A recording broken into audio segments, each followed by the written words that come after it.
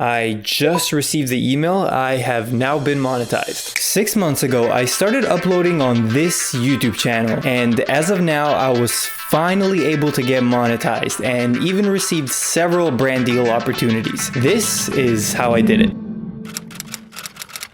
So, I knew I wanted to make a channel in the finance online business space since that's the highest paying niche on YouTube and something I'm passionate about. But there was a problem. If you look at almost every successful finance YouTuber, they're rich and I'm not. It only makes sense to take online business advice from someone who's succeeded in it. And on top of that, the easiest way to get people's attention is by showing you're making money. On YouTube, attention is success. So why would someone listen to me? Because I had something they didn't.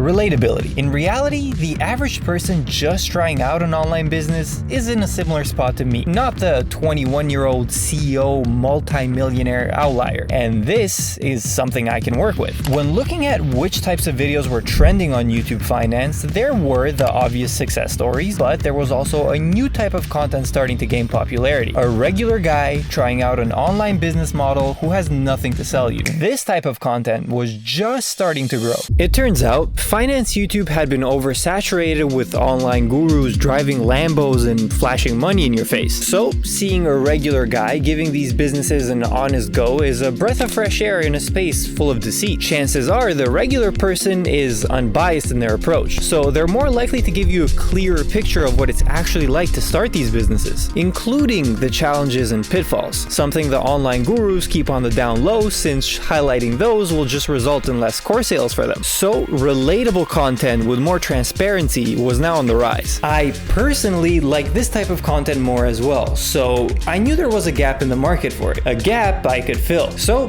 I had just decided what types of videos to make. I try out an online business and document my experience. Now I just needed to make them. But for some context, I'm not new to the YouTube game. Before this, I was running a fitness channel which I managed to grow to 190,000 subscribers. Out of those, roughly about 200 subscribed to this channel. So I didn't start from zero, but close enough to it. Now, since I was uploading videos on that channel for about 7 years, I thought I knew what I was doing and that this was going to be a piece of cake for me.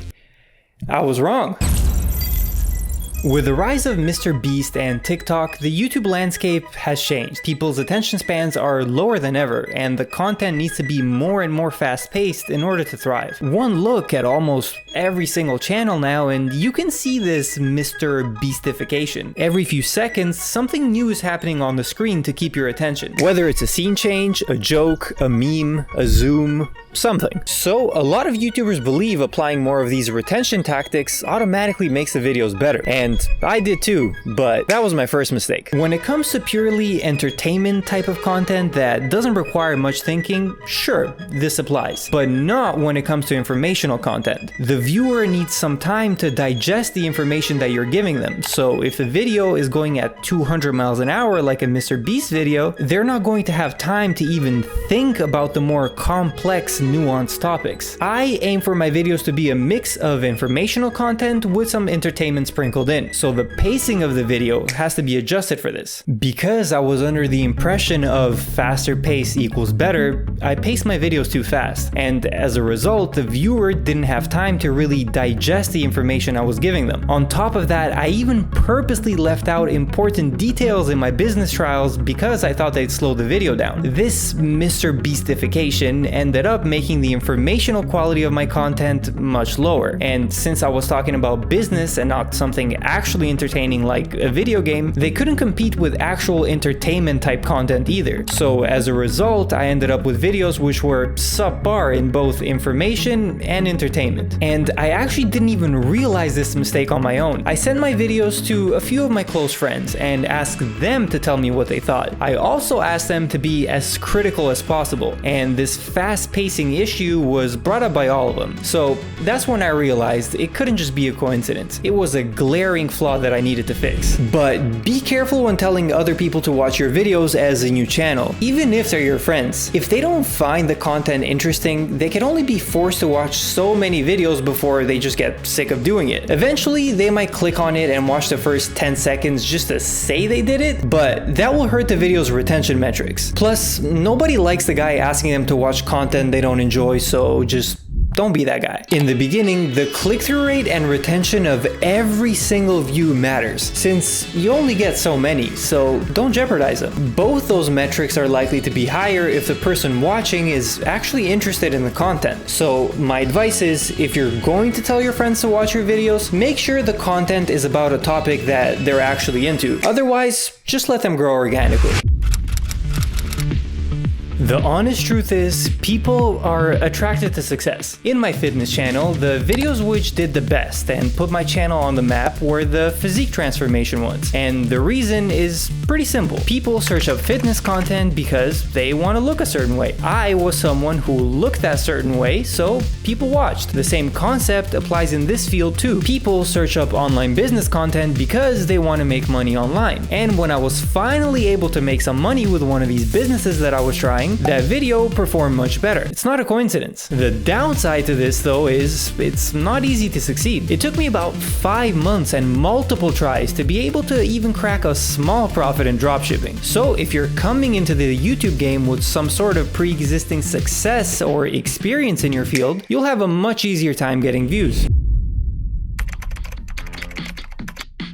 There are 2 ways you could go about your YouTube channel: pumping out more frequent content, which is easier to make but may lack in other areas, or posting higher effort videos but more infrequently. Unless you're hiring someone, it's really hard to do both, especially in the beginning. Now, there is no right or wrong way here. Some people just can't be bothered with fancy editing and cinematics. They would much rather just speak in front of the camera, especially if they have good speaking skills. Others may like the bigger projects, higher end videos more. I personally chose to go the bigger project, less frequent uploads route though, and I have a reason for this. It takes me about a week to try out the business at hand, and another week to make a video about it. That's at the bare minimum too. The reason why I do this is because I believe these types of videos are much more likely to succeed over other types of content, regardless of how long they take to make. I think YouTube rewards quality more than consistency. A great example of this is the channel J Laser Video. One look at his content and it's no surprise why he got over 3 million subscribers. I built shoes to walk on water, climbing a skyscraper with a Spider-Man climbing suit. Who wouldn't want to watch that? Sure, it takes a long time to do these engineering projects and also a long time to make good YouTube videos about them, but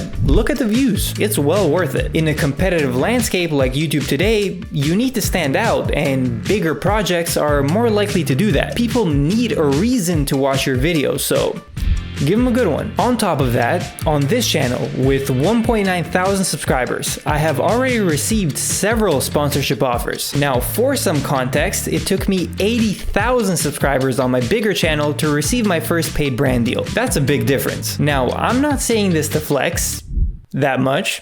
Nah, I'm just kidding, but the reason why I bring this up is because brands are more likely to want to put their advertisements on videos with better quality. There is a reason why the bigger channel lacked these offers for so long. The videos just weren't good. My advice is, if you have to sacrifice time to make the quality of the video as good as possible, do it. Don't cut corners with the editing. Shoot each scene multiple times if you have to. Spend an hour trying to find the right background music to match the mood. Keep trying with a project until you succeed. All the extra effort will be worth it.